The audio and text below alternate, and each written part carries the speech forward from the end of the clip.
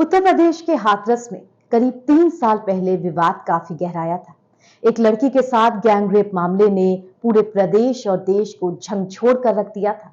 अब पीड़ित के परिवार का दर्द सामने आया है। पीड़ित का परिवार अब अपने गांव, अपने घर में नहीं रहना चाहता। सुप्रीम कोर्ट से गुहार लगाई है कि उनके दिल्ली में रहने की व्यवस्था की जाए। वहां पुनर्वास के लिए याचिका दायर की है, जिस पर सुनवाई चल रही है। सुप्रीम कोर्ट ने इस याचिका पर केंद्र और यूपी सरकार से जवाब मांगा है। वहीं सवाल ये भी उठ रहा है कि आखिर पीड़ित परिवार को अपना घर, गांव और समाज इनको छोड़ने के लिए क्यों विवश होना पड़ रहा है? उनके सामने क्या मजबूरी है? इन सवालों का जवाब तलाशने की कोशिश की गई तो पीड़ित परिवार की दयनीय स्थिति सामने आई। पीड़ित परिवार का कहना है कि हम लोग घटना के 3 साल बाद भी अपने घर में कैद हैं। हमारा जीवन कैदियों सा है। डर और निराशा ने पूरे परिवार को घेर रखा है। बता दें कि हाथरस जिले के गांव में 14 सितंबर 2020 को जघन्य हत्याकांड को अंजाम दिया गया था।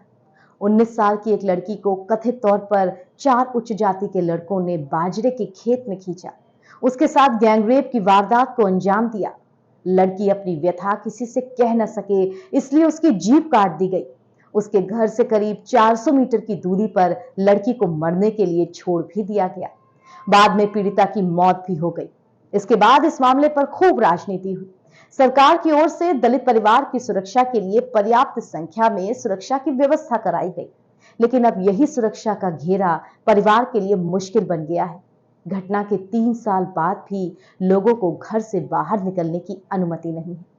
पीड़ित के घर पर 5 और 3 साल की 2 लड़कियां हैं। पीड़िता की ये भतीजियां घर से बाहर नहीं निकल सकती, घर पे ही पढ़ाई करती हैं।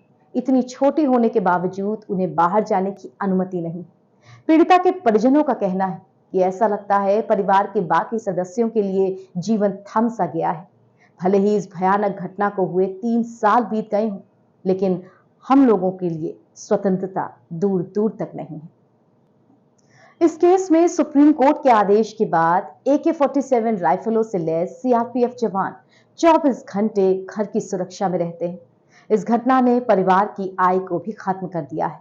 और सबसे बड़ी बात ये कि इसी साल की शुरुआत में गैंगरेप केस के 4 आरोपियों में से 3 को छोड़ दिया गया और चौथे पर गैर इरादतन हत्या का सिर्फ धाराएं लगाई गई।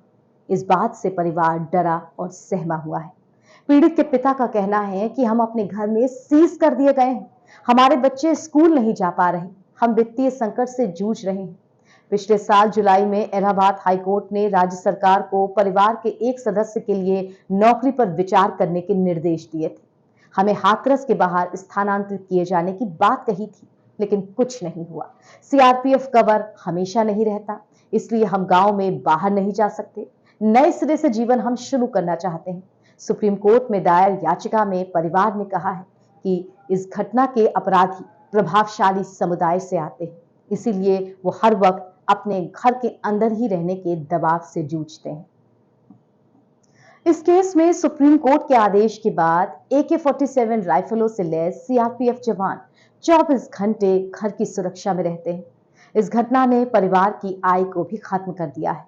और सबसे बड़ी बात ये कि इसी साल की शुरुआत में गैंगरेप केस के 4 आरोपियों में से 3 को छोड़ दिया गया और चौथे पर गैर इरादतन हत्या का सिर्फ धाराएं लगाई गई। इस बात से परिवार डरा और सहमा हुआ है। पीड़ित के पिता का कहना है कि हम अपने घर में सीज कर दिए गए हैं। हमारे बच्चे स्कूल नहीं जा पा रहे। हम वित्तीय संकट से जूझ रहे हैं।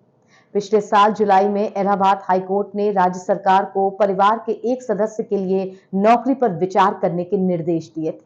हमें हाथरस के बाहर स्थानांतरित किए जाने की बात कही थी, लेकिन कुछ नहीं हुआ। सीआरपीएफ कवर हमेशा नहीं रहता, इसलिए हम गांव में बाहर नहीं जा सकते। नए सिरे से जीवन हम शुरू करना चाहते हैं। सुप्रीम कोर्ट में दायर याचिका में परिवार ने कहा है कि इस घटना के अपराधी प्रभावशाली समुदाय से आते हैं, इसीलिए वो हर वक्त अपने घर के अंदर ही रहने के दबाव से जूझते हैं।